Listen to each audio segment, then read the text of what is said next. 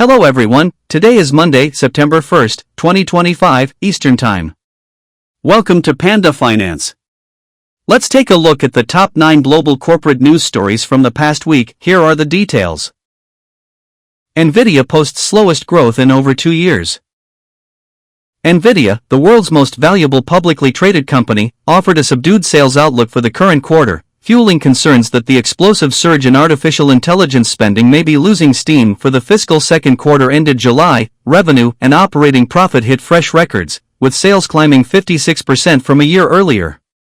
While still far outpacing peers, this marked Nvidia's slowest growth in more than 2 years.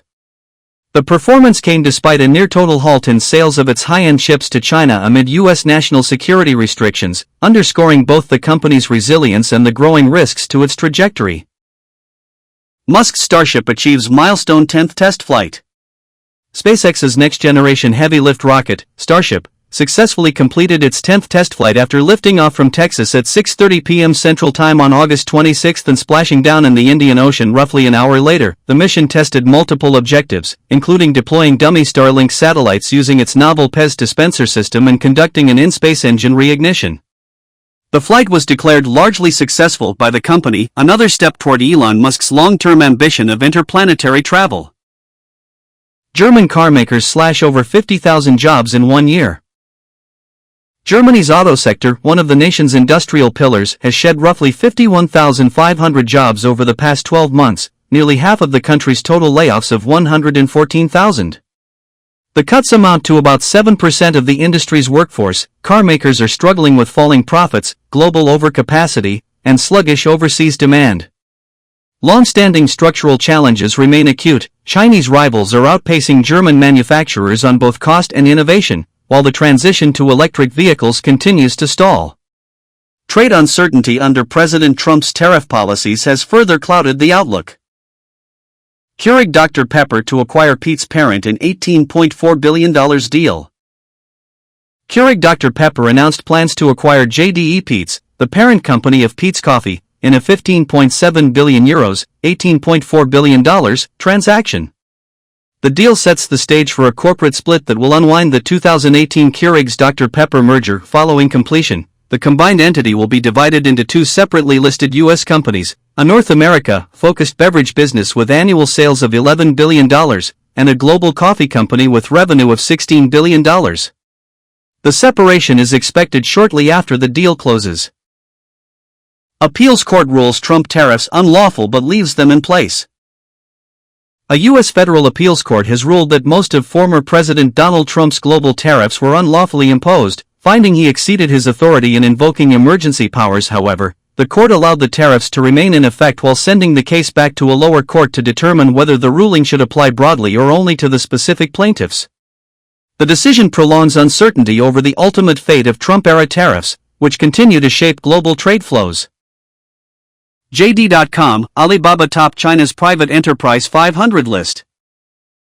China's top private sector companies by revenue were unveiled in the 2025 ranking from the All-China Federation of Industry and Commerce. JD.com led the list with 1.16 trillion renminbi in sales, followed by Alibaba Group's China unit, 981.8 billion renminbi, and Hengli Group, 871.5 billion renminbi. Other companies in the top 10 include Huawei Investment, BYD, Tencent, Rongxing Holding, Geely, Shenghan Holding, and Weiqiao Pioneering Group. The entry threshold for the 500-strong list rose to 27.02 billion renminbi in 2024. Cambricon overtakes Mutai as China's most expensive stock.